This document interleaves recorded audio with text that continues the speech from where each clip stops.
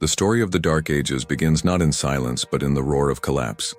Rome, the eternal city, had once ruled the known world. Its legions stretched from the deserts of Africa to the misty isles of Britain, from the forests of Germania to the sands of Syria. For centuries, Rome stood as the heart of civilization, with aqueducts carrying water, roads binding empires together, and law bringing order to chaos. But by the 5th century, the empire's foundations had cracked. Greed rotted its politics, barbarians pressed against its borders, and plague hollowed its people. In 476 AD, the Western Roman Empire finally fell. The last emperor, Romulus Augustulus, a boy king in name more than power, was stripped of his crown by the Germanic warlord Odoacer. It was not a dramatic explosion, but a slow, suffocating death. And with it, the light of Rome dimmed across Europe.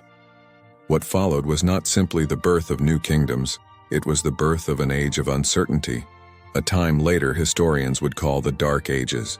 The collapse was not just political, it was cultural, economic, and spiritual. Cities that had once bustled with trade fell silent. Markets dried up, workshops emptied, and streets became wastelands of stone and rats. Roads that once connected Rome's empire cracked and crumbled. Travel became dangerous, ruled not by law but by sword. Knowledge, too, was shattered. Rome had preserved libraries filled with philosophy, medicine, and science.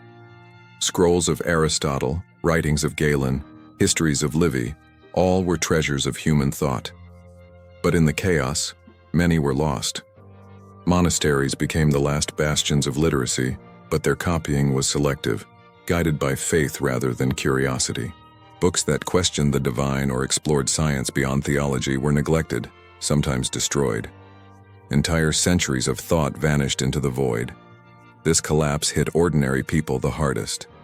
For the peasant farmer, life became harsher than ever. Without Rome's trade, famine struck. Without its law, violence reigned. A man might till the soil only to have raiders burn it by night.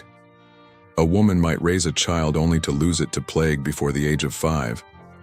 Average life expectancy sank to barely 35 years. To live long was rare, to suffer was inevitable. Fear hung in the air, not just of violence, but of the unseen. With the loss of Roman medicine and science, superstition grew like mold. Illness was blamed on curses, misfortune on witches, storms on angry gods. Where once there had been inquiry, now there was dread. And yet one power rose above the ruins: the Church. As Rome crumbled, the Christian faith remained. To the terrified masses, priests became the only voices of certainty. If the world was ending, if death was everywhere, then perhaps salvation lay only in the hands of God's chosen. Slowly but surely, the Church extended its reach, not only into souls, but into politics. Kings bowed to bishops, peasants obeyed priests, and heaven itself was wielded as a weapon of control. The Dark Ages were not simply dark because of death or famine or war. They were dark because of the weight of silence, the silence of lost knowledge, of abandoned cities, of broken institutions. A continent that had once built aqueducts and amphitheaters now struggled to even maintain wooden huts. It is tempting to imagine the fall of Rome as the end of an old world and the beginning of a new one. But in truth, it was the beginning of a void, an age defined by struggle. The torch of civilization had not been extinguished completely, but it had been dropped. And in the centuries to come, Europe would stumble in the dark, groping blindly for its light. Thus was born the Dark Ages, not as myth, but as reality. A time when empires collapsed, knowledge withered, and fear reigned supreme. And it all began with the fall of Rome, the empire that once called itself eternal, but proved, like all things, mortal. When Rome fell, it was not only walls and palaces that crumbled, it was wisdom itself. Civilization does not collapse with fire alone. It collapses when memory is lost. The Dark Ages were not merely dark because of blood and famine, they were dark because they were blind. For centuries, Rome had been the custodian of human thought. In its libraries and schools, Greek philosophy was preserved, medical treatises studied, mathematics applied to engineering, and histories recorded with precision. In Alexandria, scrolls whispered of the stars. In Carthage, scholars debated law and governance. From Aristotle to Archimedes, from Galen to Cicero, the knowledge of ages was carried within the empire like a treasure chest. But when the empire fractured, that chest split open, spilling its contents into the mud of forgotten centuries. In city after city, libraries burned. Some fell to invading barbarians, who cared little for parchment or ink. Others rotted as buildings decayed, scrolls eaten by damp, chewed by rats, or lost to neglect. The Roman schools that once trained orators, jurists, and engineers shut their doors. Teachers scattered, often fleeing violence, sometimes cut down by it. Learning itself became a casualty of chaos. Only the church remained as a custodian of the written word. Monasteries became fortresses of ink, where monks copied manuscripts by candlelight, yet their copying was selective. Religious texts, the Bible, writings of early church fathers, theological arguments, were preserved with devotion. But works that spoke of secular wisdom, of natural philosophy, of medicine, were often ignored. Some were deemed dangerous, heretical, or unnecessary. A monk might spend years copying psalms, but Aristotle's works could lie rotting, forgotten. This meant that knowledge narrowed. What survived was filtered through a spiritual lens. Science became chained to scripture, history reduced to moral lessons, medicine to prayers and charms. The pursuit of truth for its own sake, the hallmark of Greek and Roman inquiry, was replaced by the pursuit of salvation alone. To question the natural order was to risk questioning God, and so curiosity itself began to die. Consider medicine. Roman physicians like Galen had dissected animals, studied anatomy, and developed treatments based on observation. But in the Dark Ages, disease was increasingly explained through sin, divine punishment, or the influence of demons. A sick child might be treated not with herbs or surgery, but with relics and exorcisms. Knowledge that had once been practical and empirical was swallowed by ritual. Mathematics, too, withered. Roman engineers had built aqueducts that carried water for miles, bridges that stood for centuries, and roads that stretched across continents. But as knowledge decayed, such feats became impossible. By the 7th century, Europe could barely maintain what Rome had built, let alone improve upon it. Stone cities fell into ruin, wooden huts replaced them. Great architectural innovations stagnated. Even the art of writing itself shrank. Literacy, once common among Roman citizens, became a privilege of priests and monks. A peasant might never see a book in his lifetime. A noble might be unable to read his own decrees, relying on scribes. Letters, once a means of connecting an empire, became rare treasures. The world grew not only poorer in wealth, but poorer in thought. And yet, even in the depths of this intellectual winter, tiny sparks of memory remained.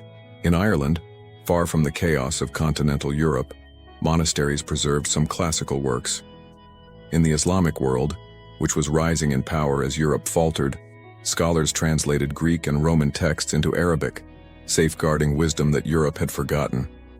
It was from these translations that centuries later, the West would rediscover Aristotle, Galen, and Ptolemy.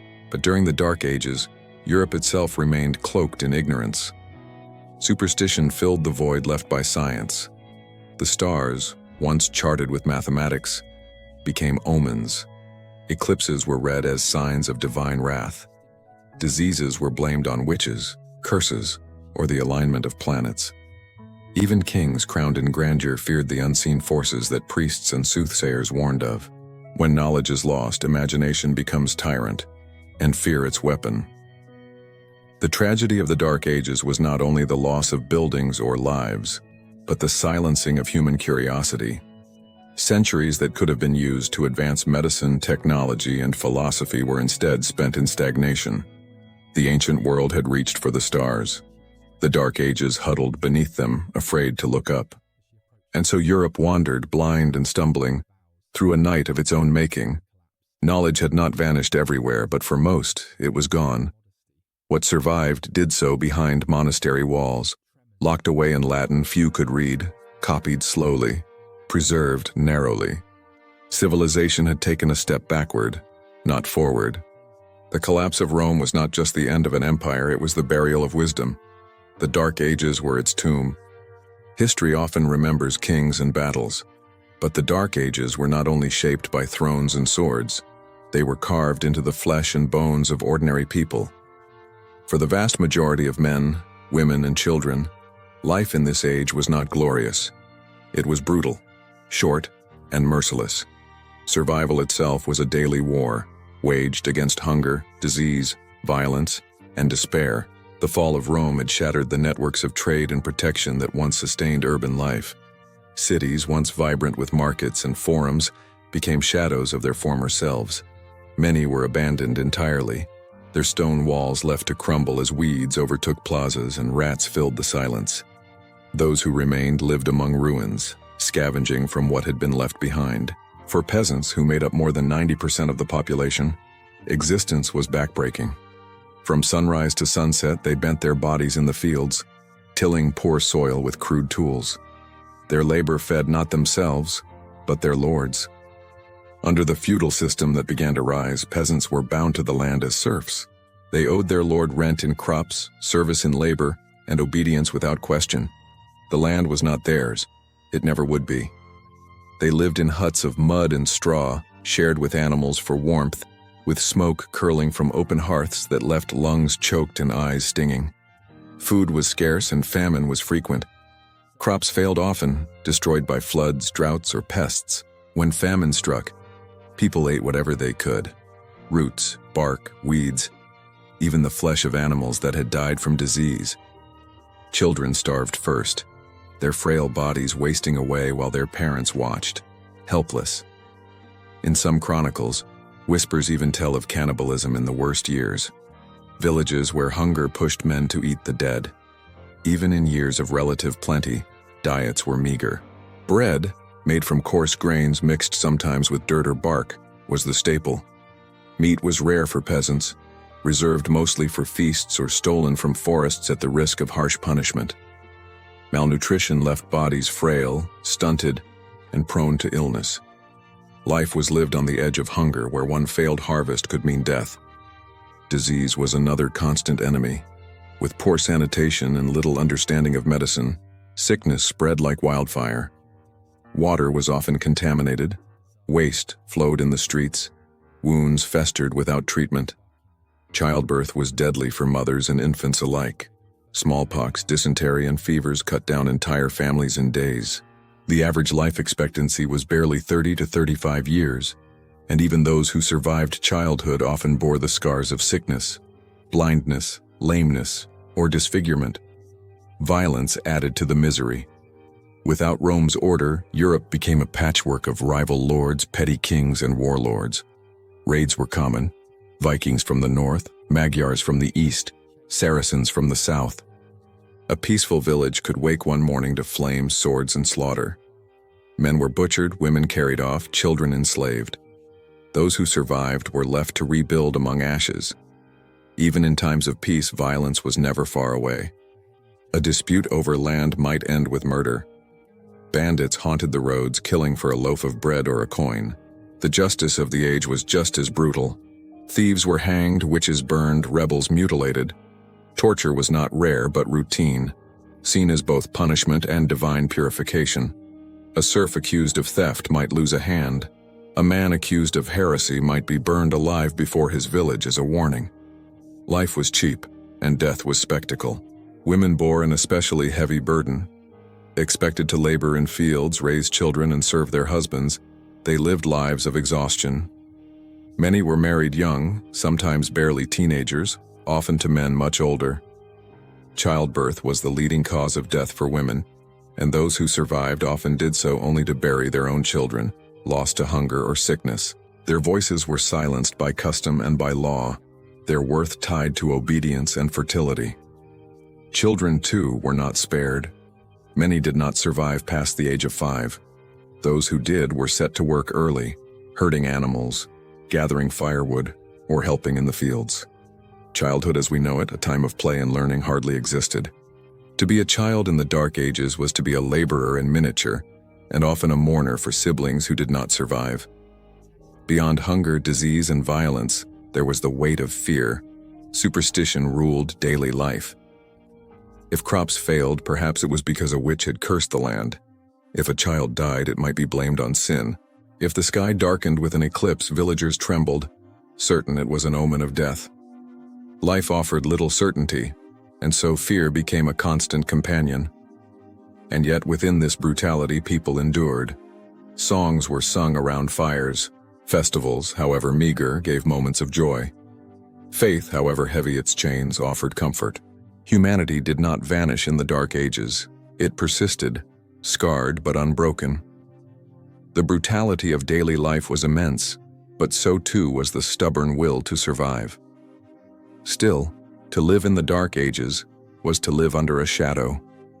Hunger gnawed, disease stalked, violence threatened, and superstition suffocated. For the ordinary man and woman, life was not glorious, but grim. The chronicles of kings and knights may tell tales of valor, but the truth of the Dark Ages lay in the cracked hands of peasants, the cries of starving children, and the graves dug too shallow for the countless dead. In the Dark Ages, where famine, disease, and violence shadowed every life, the world was a place filled with omens and unseen forces. Science as we know it had not yet risen, and so the mysteries of life and death were explained not by reason, but by superstition. For peasants and kings alike, the cosmos was alive with powers, some divine, others demonic.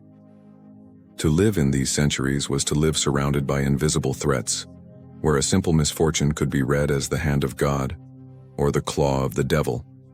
The church stood as the greatest authority, preaching salvation and judgment, but alongside its teachings flourished countless local beliefs and folk rituals. The medieval villager believed that the world was thick with spirits. The woods harbored fairies, demons, or wandering souls.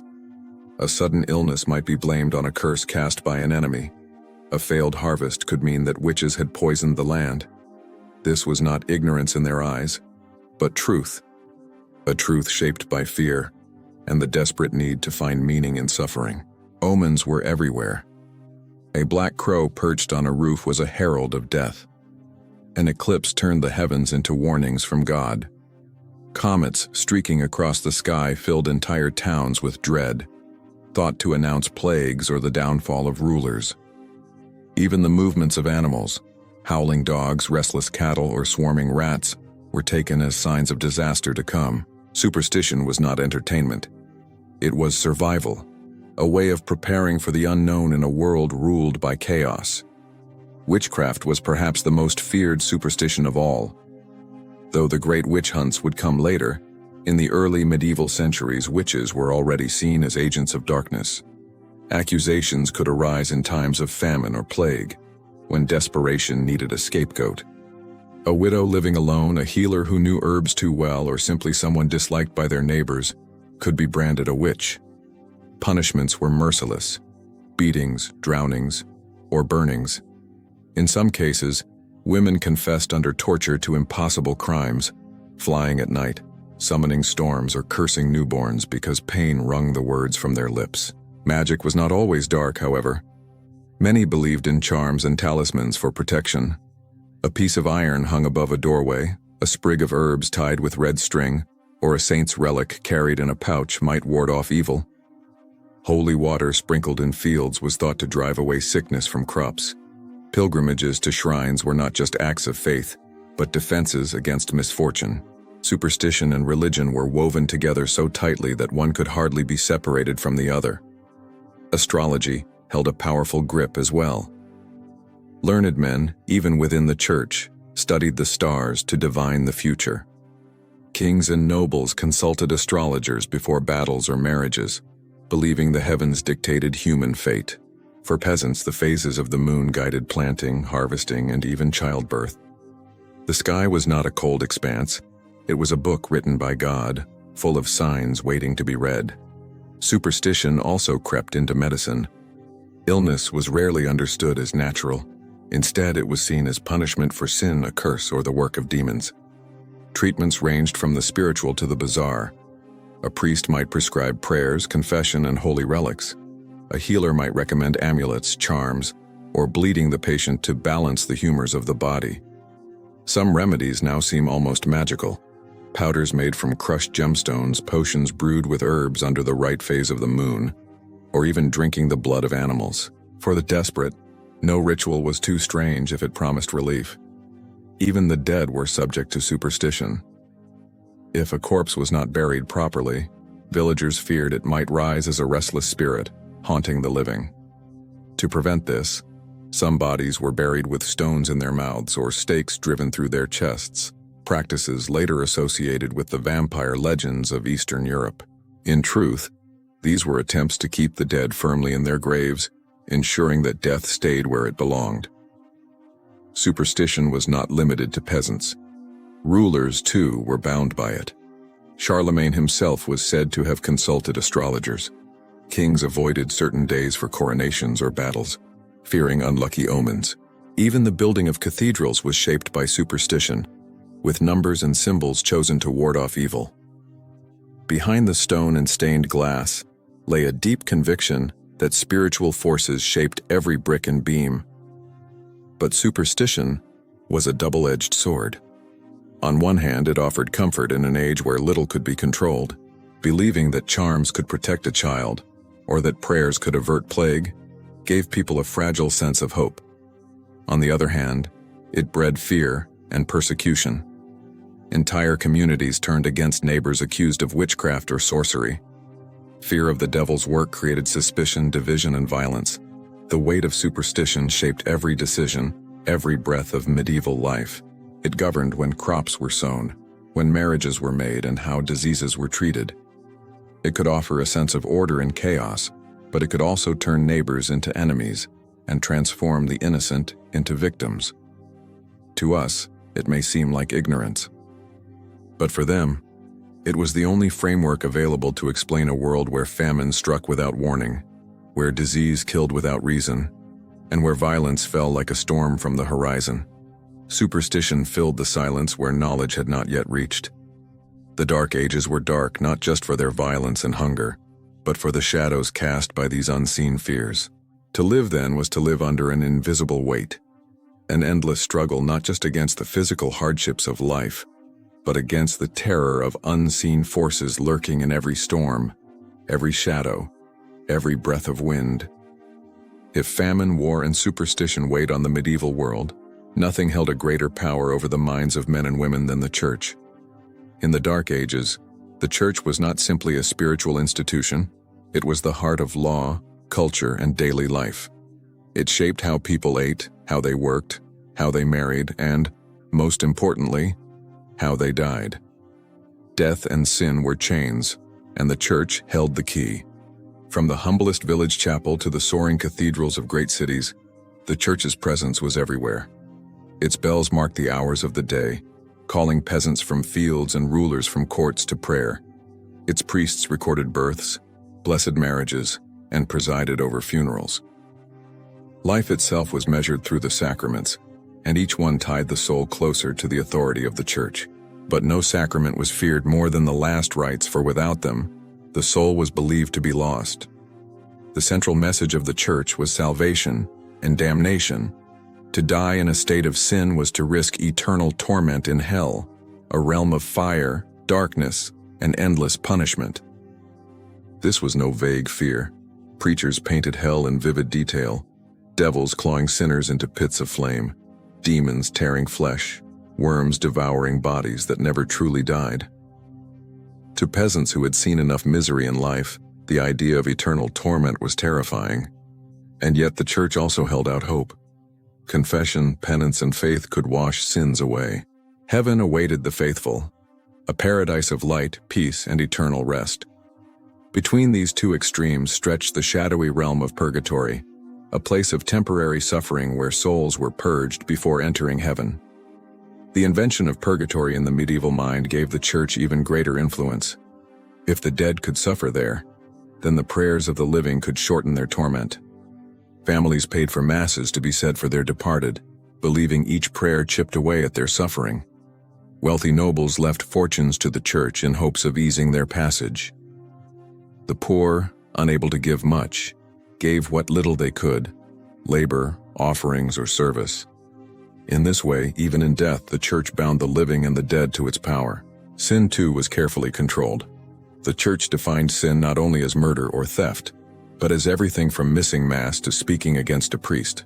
Sexuality was strictly policed. Lust was considered one of the deadliest sins, and desire outside of marriage could mean eternal damnation. The simplest pleasures, drinking too much, dancing too wildly, working on holy days, were cast as sins that endangered the soul. Every action, every thought, every temptation became a battlefield where salvation could be lost. Confession was the weapon. To bear one's sins before a priest was to submit not only to God but to the church's authority. Priests could absolve, but they could also condemn. A penance might be prayers, fasting, or pilgrimage, but it could also mean public humiliation or heavy fines. To be excommunicated, cast out from the church, was to be cut off not only from the community, but from heaven itself. To the medieval mind, excommunication was worse than death, for it meant eternal loss. Fear of damnation was not only spiritual, it was political. Kings and lords ruled by the blessing of the church, and to defy it was to risk rebellion and ruin. When a ruler angered the pope, entire kingdoms could be placed under interdict, cutting them off from sacraments. Imagine a land where no baptisms, no weddings, no funerals, and no last rites could take place, where souls were believed to be trapped, unable to find salvation. The pressure this created was immense, forcing even the mightiest kings to bow before the church's power. Art, too, became a weapon of fear.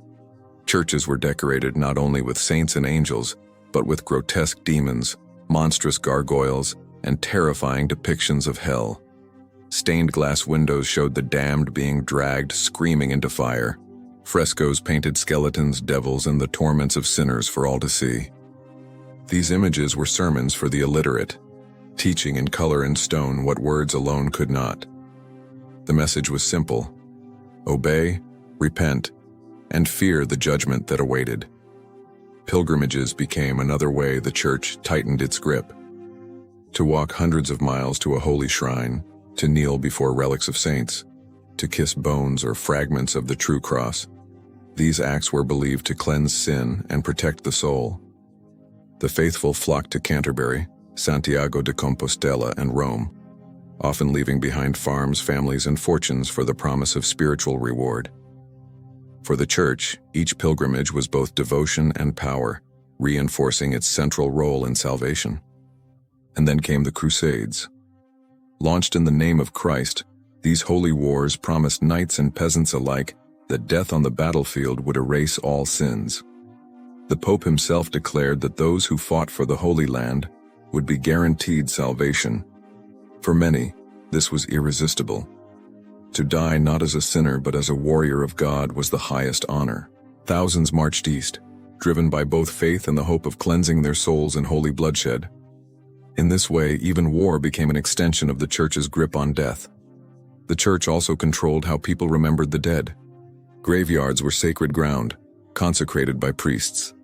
To be buried outside, in unhallowed soil, was to risk eternal wandering. Suicide victims, criminals, and heretics were often denied Christian burial, their bodies cast into ditches or burned. Even in death, the church divided the saved from the damned, marking who belonged to God's grace and who did not. For centuries, this grip was unshakable. Every birth, every marriage, every sin, and every death passed through the church's hands. In a world where famine, plague, and violence made life fragile, the church promised certainty, but at a price. To live without it was unthinkable. To die without it was a terror too great to bear. Thus, the Dark Ages were dark not only for their poverty and bloodshed, but because the church cast long shadows across every life. Death and sin were weapons, wielded with sermons and sacraments, with relics and fear. To live then was to live always with one eye on the grave and the other on heaven, or hell. In the year 1347, a silent killer crept into Europe. It arrived on ships sailing from the east, carried in the bellies of rats and in the bite of fleas. It began quietly, a fever, a cough, a swelling beneath the skin. But within days, black boils festered on the body. The stench of rot spread and death came swiftly. This was the Black Death. the plague that would slaughter nearly 1/3 of Europe's population and leave the medieval world scarred forever. Imagine the sight.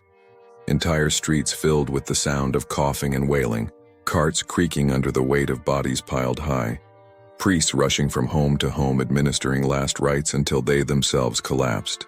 Families fled their own kin, abandoning the sick in their final agony. Cities that once bustled with life became graveyards. The plague killed with a cruelty that seemed supernatural. Buboes, swollen lumps under the arms and groin, turned black with infection. Victims spat blood and collapsed in the streets. Some died within a day of infection, others lingered in unspeakable pain. For many, it seemed as if God himself had turned against the world. Fear spread faster than the disease itself. Entire villages shut their gates, barricading themselves against travelers. Merchants abandoned markets, nobles fled to their country estates, and peasants hid in forests. In some towns, survivors moved silently, as if speaking aloud might invite death closer. The world became haunted as though a shadow hung over every field and every door. The church, which had long claimed authority over death and salvation, found itself powerless.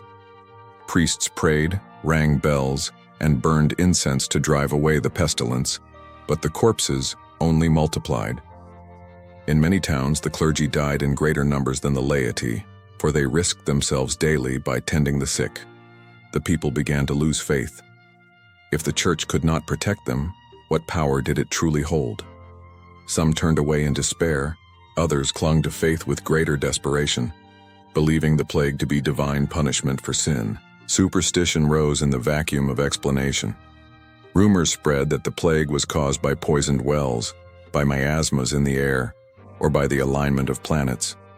Others claimed it was the wrath of God unleashed upon a sinful world. And in that fear, scapegoats were chosen.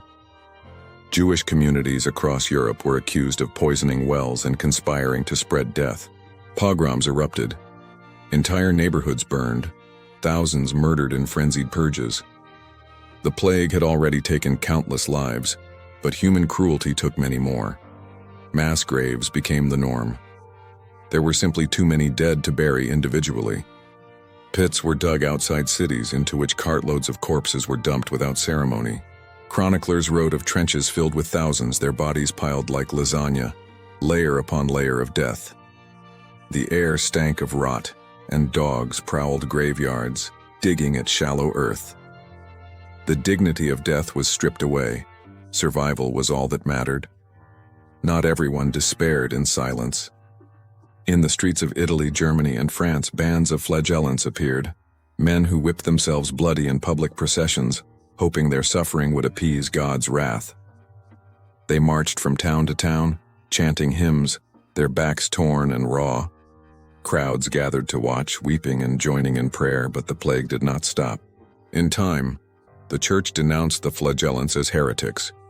Yet their desperate displays revealed just how far people would go to find meaning in death. The economic and social consequences were staggering.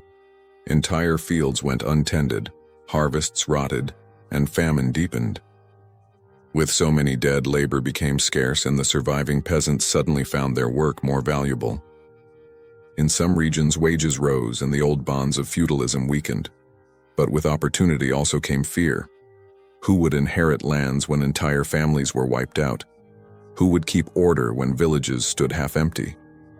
The plague destroyed not only bodies but the very structure of society.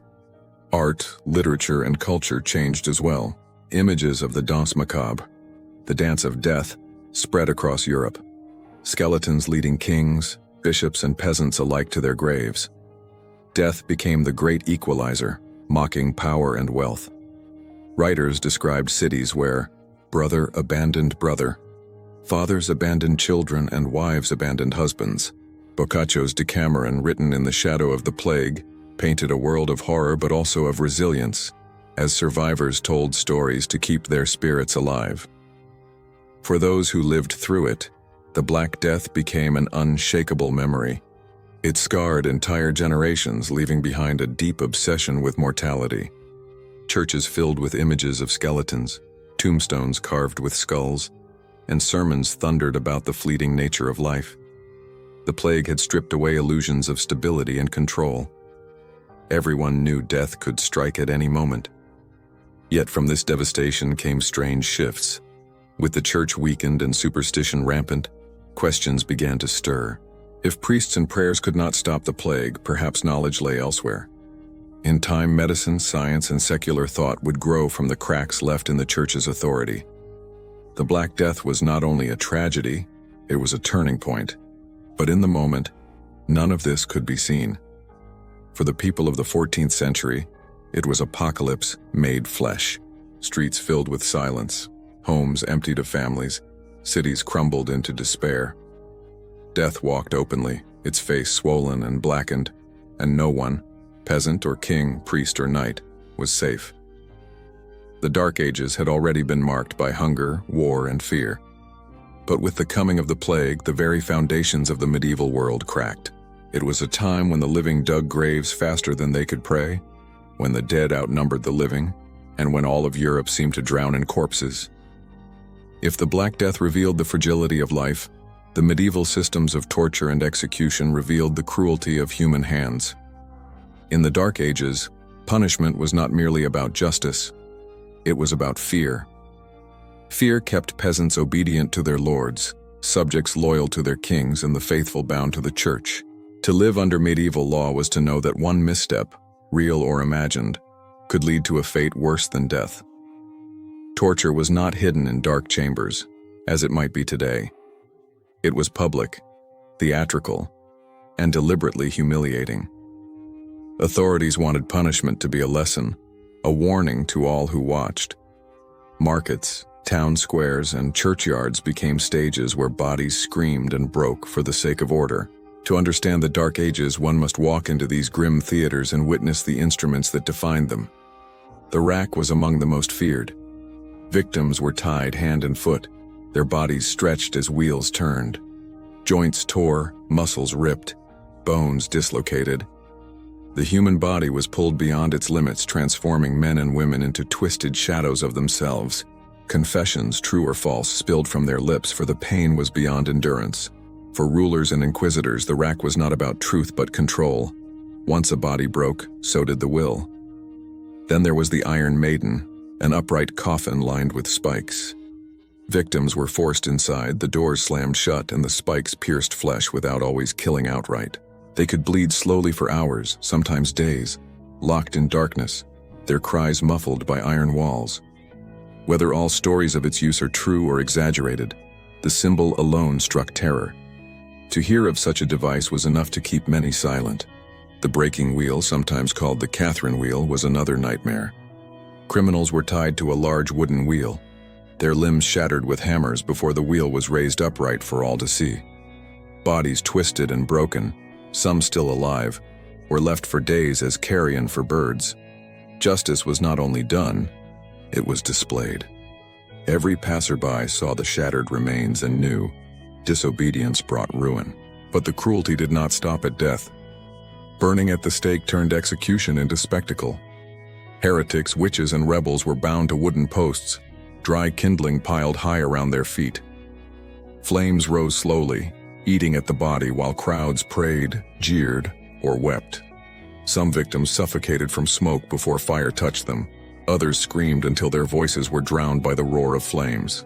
The church claimed such fires purified the soul, but for those watching it was fear given form. Smaller punishments too filled daily life with dread. The pillory held criminals in wooden stocks in the marketplace, their heads and hands locked tight. There they stood as crowds mocked, threw rotten food, or spat upon them. Though less lethal than the rack or the stake, the humiliation could be devastating. A thief branded on the forehead, a woman accused of gossip paraded with a scold S bridle on her tongue. These marks of shame lingered far longer than bruises. Even the gallows, a simple rope around the neck, became part of the medieval landscape.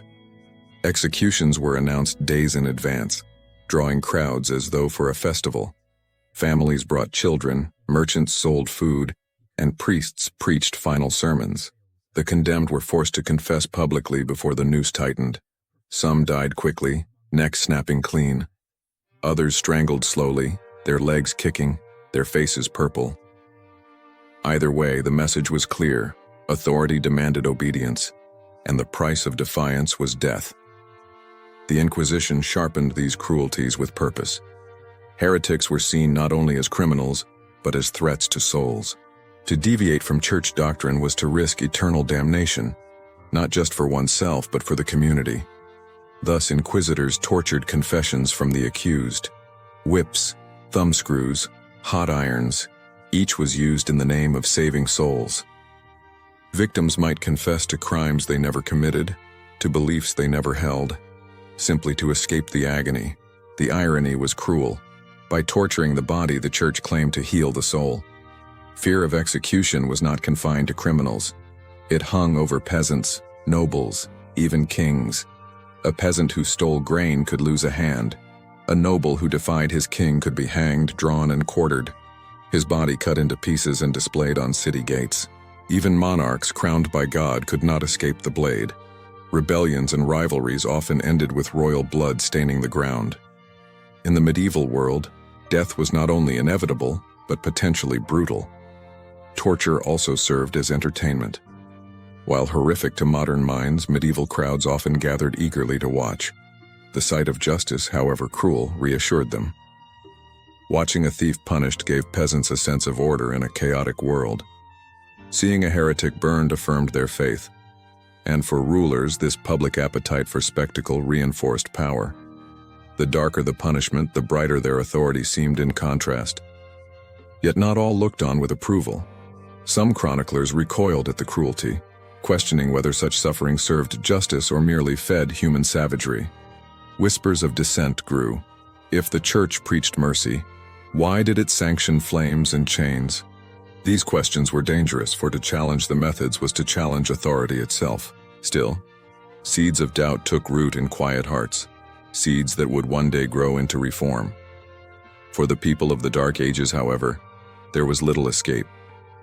To walk through a town square and see gallows, pillories, and cages filled with the dead was normal. To hear screams echo from dungeons was expected. Violence was not hidden, it was woven into the very fabric of society. Death was not private. It was a public lesson, a communal warning written in blood and fire.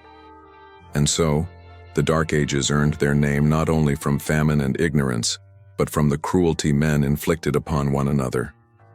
If the plague proved nature's power to destroy, torture proved humanity's willingness to magnify that destruction. Life was short, suffering was long, and the instruments of execution stood as grim reminders that mercy was a rare and fragile thing.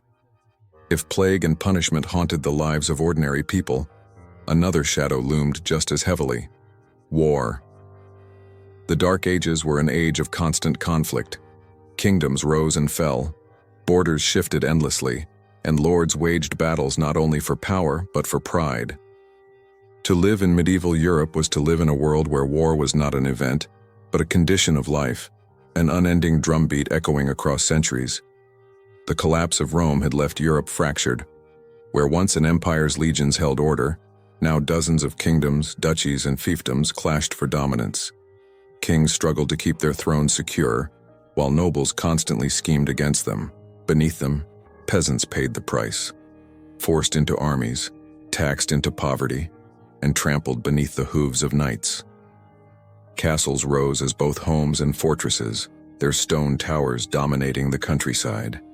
To peasants laboring in fields, they were symbols of power, looming reminders of the Lord's authority.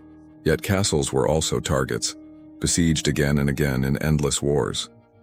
A siege was not swift. Armies surrounded walls, cutting off food and water, waiting for hunger and disease to weaken defenders. Siege engines hurled stones and fire, while defenders rained arrows and boiling oil. Inside, families huddled in fear, praying for survival. Outside, armies starved just as badly. For the common soldier, war was misery. Few battles resembled the chivalric duels of legend. Instead, men marched for days, hungry, cold, and burdened by crude weapons. Battles were short, brutal, and chaotic. Flashes of steel, screams of horses, and fields littered with corpses. Victory often went not to the bravest knight but to the luckiest survivor. Knights, celebrated in poetry and song, were in truth engines of terror. Trained from youth to fight, clad in iron, and mounted on great war horses, they were nearly unstoppable against unarmored peasants. When not waging war for their lords, many knights turned to pillaging. Villages burned, crops were stolen, and women were taken. For the powerless, the sight of a knight's banner often meant death rather than protection. Religion gave these wars another face. The Church blessed battles as just causes, sanctifying bloodshed with holy purpose. The Crusades, launched in the name of God, drew armies across continents. Preachers promised salvation to those who took up the sword, turning killing into a sacred duty. Yet for peasants, the crusading armies that marched through their lands often brought as much suffering as the enemies they sought abroad. Civil wars between nobles could last generations. The 100 Years' War between England and France turned entire regions into wastelands. Peasants fled their homes as armies swept through, burning villages to deny resources to the enemy. Mercenary bands left unpaid became marauders, preying on the very people they once claimed to defend. Fields went untilled, famine deepened, and the scars of war stretched far beyond the battlefield. For lords, war was as much about prestige as survival. To command armies, to win battles, was to prove one's right to rule. Defeat brought humiliation, rebellion, or death. Rivalries between noble houses festered for decades. Their feuds reignited generation after generation. Bloodlines, marriages, and inheritances were weapons as sharp as swords, and behind every war lay a tangled web of ambition. The brutality of war was matched only by its futility. Borders shifted back and forth, castles changed hands, and yet little truly changed for those who suffered beneath. A peasant might live his entire life under 3 different lords without ever leaving his village. To him, war was not about kingdoms or crowns, but about hunger, loss, and fear. Even peace was fragile. Truces were signed, oaths sworn, but betrayal was common. A lord who pledged loyalty one season might rebel the next, dragging his peasants into another cycle of devastation. Trust was rare, violence was the rule, and still, war was glorified. Chronicles praised knights, poets sang of valor, and ballads turned slaughter into legend. The truth, that wars left corpses rotting in fields and children begging in streets, was seldom sung. Instead, rulers clung to the illusion that their wars were noble, their violence ordained by God. Yet whispers of doubt persisted. Some clerics questioned whether holy wars were truly holy, whether endless conflict served God or merely man's greed. Peasants, weary of bloodshed, sometimes rose in revolt. Though their rebellions were crushed swiftly and brutally, still their cries echoed, cries for justice, for peace, for an end to the endless wars. In the end, the Dark Ages were not defined by a single war, but by the unending presence of war itself. Plague might strike in waves, famine might come and go, but war was constant. It shaped the landscape, the culture, and the very mindset of medieval Europe. To live then was to live always under the shadow of swords. For the people of the Middle Ages, there was no escape. Whether in the mud of the battlefield, the hunger of a besieged castle, or the ashes of a burned village, war was everywhere. It consumed lives, crushed hopes, and ensured that peace was never more than a fragile dream. The Dark Ages were dark not only because of ignorance or superstition, but because of the blood that soaked their soil. Blood spilled not by nature's hand, but by man's unquenchable thirst for power. If war and plague stalked the body, it was fear of hell that haunted the soul. The Middle Ages were not only an age of swords and sickness, but also of sermons and visions, visions of eternal fire, endless torment, and judgment that no man could escape. From the poorest peasant to the mightiest king, all believed that death was not an end but a beginning. Yet what came after that beginning was a question that gnawed at every heart. Heaven promised eternal bliss, but hell loomed larger in the medieval imagination. Fire, brimstone, demons with claws and horns. These were not abstract concepts, but living fears painted on church walls, carved into cathedrals, and spoken from pulpits with thunderous authority. The church used this fear to bind society together. Priests preached that every sin, no matter how small, could tip the scales at judgment. The wrong word, the unconfessed thought, even laughter at the wrong time, all could damn a soul forever. It was not enough to obey the law of the king. One had to obey the law of heaven enforced by the church. And so daily life became a battlefield of morality. Peasants prayed at dawn, confessed sins, and gave offerings, all to shield themselves from damnation. Wealthy nobles paid for masses to be sung in their names, hoping to shorten their stay in purgatory, a place of fire and cleansing where souls suffered until they were pure enough for heaven. Even after death, money and influence tried to bargain with eternity. Art and architecture magnified these fears. Step into a cathedral and you would see it. Frescoes of devils dragging screaming sinners, sculptures of skeletons grinning with hollow eyes. The danse macabre, dance of death, became a popular theme, showing skeletons leading popes, emperors, and peasants alike to the grave. Its message was unshakable. Death comes for all, and no rank or crown can save you. Church bells tolled not only to mark the hours, but to remind people of mortality. Cemeteries were not hidden behind walls, but placed beside churches, where the living walked daily among the dead. Graves were shallow, bones often visible, skulls stacked in charnel houses. To pray was to pray surrounded by reminders of death. Literature echoed the same theme. Sermons, morality plays, and poems dwelled on hell's horrors. Preachers described lakes of fire, demons tearing flesh, endless chains of agony. These visions were not distant, they were personal. Every listener believed it could be his fate. The church held up martyrs and saints as examples, showing that even the worst suffering on earth was nothing compared to the eternal choice of heaven or hell. Fear bred obsession.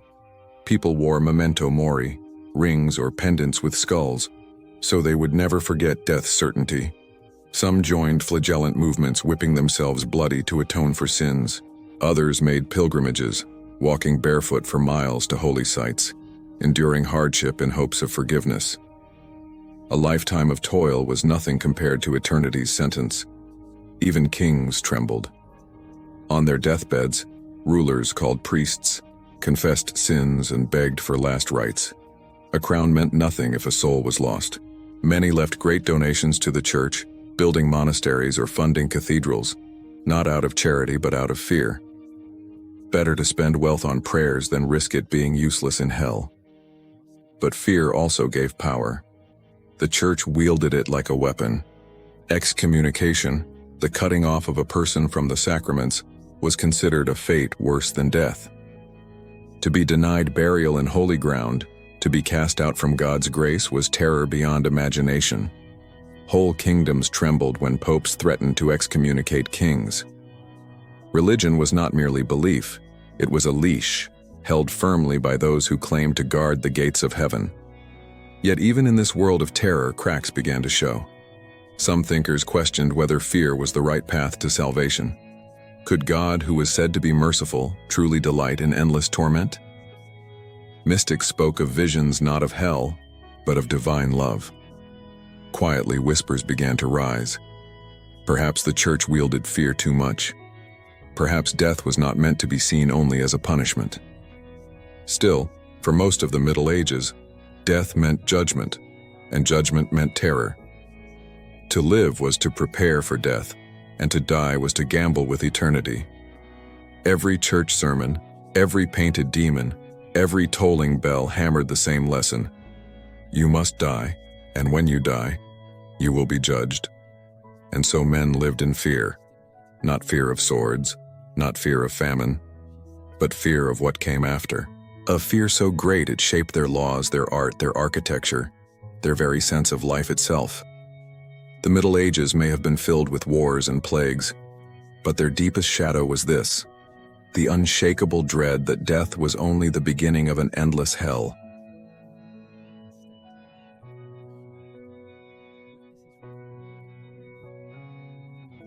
If hell terrified the medieval mind, then witches and heretics were its messengers on earth.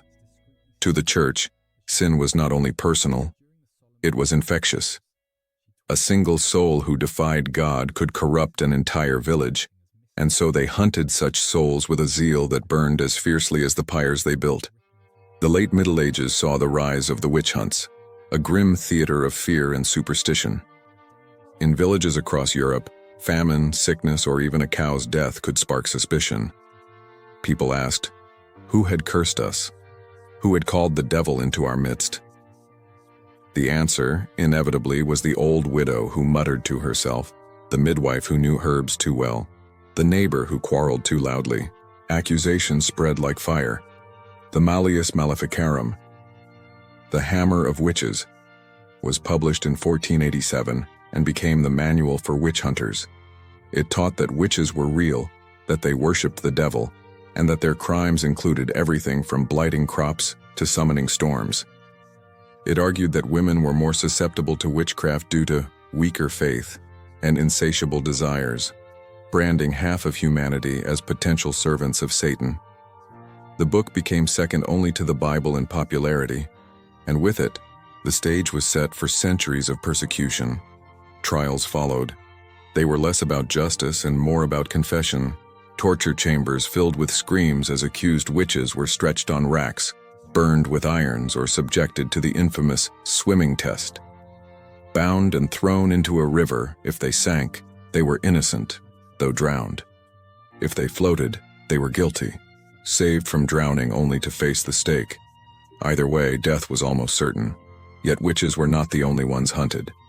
The medieval world had no tolerance for heresy, any belief that strayed from the Church's authority. The Cathars in southern France, who preached a dualistic faith that rejected worldly corruption, were branded as heretics. The Church launched the Albigensian Crusade, a holy war not against Muslims or pagans but against fellow Christians. Entire towns were massacred, their bodies piled high in God's name. To root out heresy, the Inquisition was born. Priests and inquisitors moved from town to town, questioning, investigating, condemning. Fear walked with them. A careless word, a misunderstood scripture, even being too devout in the wrong way could bring suspicion. Neighbors whispered against each other, knowing that to accuse another was to protect oneself. Records tell of men and women broken by torture until they confessed to crimes they never committed. Fires lit the night sky. Execution by burning became the ultimate spectacle of purification. Crowds gathered to watch, believing the flames cleansed not only the accused but the entire community of sin. It was theater, religion, and terror combined. To see a body twist and blacken in the flames was to witness the Church's power made flesh. But beneath this fury lay deeper anxieties. The world was changing. Knowledge from the Islamic world, carried back by crusaders, whispered of science, medicine, and philosophy that challenged old dogmas. Mystics and thinkers questioned whether the Church's grip on fear was truly divine or merely human. Heretics, witches, and dissenters represented not just sin but a threat to the fragile order of control. And so they were silenced. By rope, by rack, by fire. The witch hunts revealed a society desperate for answers in chaos. Plagues had killed millions. Famines left bellies empty. Wars ravaged fields. To explain suffering, people turned not to chance, but to evil. If crops failed, surely it was the witch in the hut. If children died, it was the curse of a heretic. Better to find a scapegoat than admit the world was cruel and unpredictable. For the victims, death was not only punishment but humiliation. Their names were erased, their property seized, their families shamed. Even in death, their ashes scattered, their memory cursed. To be branded a heretic or a witch was to lose one's humanity, to be written out of history except as a warning. Yet paradoxically, these fires of fear lit the path to change. As executions grew, so too did unease. Some questioned whether so many could truly be in league with Satan. Others noted how conveniently accusations often fell on the poor, the powerless, or the inconvenient. Quiet doubts grew louder, setting the stage for the eventual cracks in the Church's authority. Still, for centuries, the terror ruled. The Dark Ages earned their name not only from poverty or war, but from the darkness of fear, the belief that Satan walked among men, and that the Church's only answer was fire. And so the medieval world lived under a shadow where a whispered accusation could end a life, where faith was measured in flames, and where death itself became a tool of control. The pyres may be cold now, the ashes scattered by time, but their smoke still lingers in the memory of history. A grim reminder of when fear itself was law and death was the punishment for defiance. The Middle Ages are remembered as an age of shadows, an era of plague, fear, and fire. Yet even in that darkness, seeds of light were sown. For history does not stand still.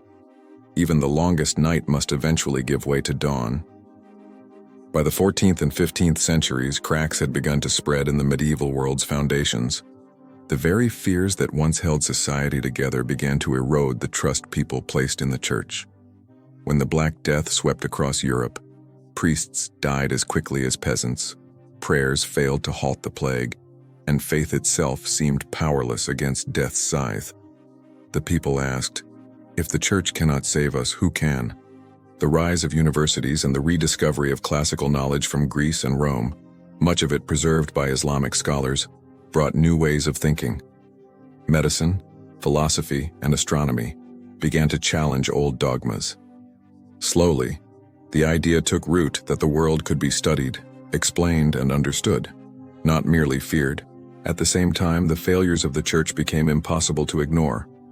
Corruption ran deep, indulgences were sold, sins forgiven for coin. Popes lived in palaces, waged wars, and rival claimants split Christendom in the Great Schism when multiple men claimed to be the true pope.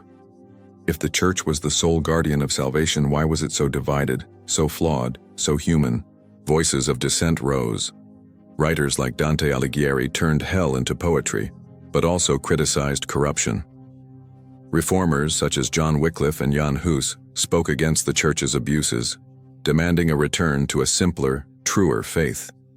Their ideas were dangerous. Hus was burned at the stake. Wycliffe's bones were dug up and thrown into a river.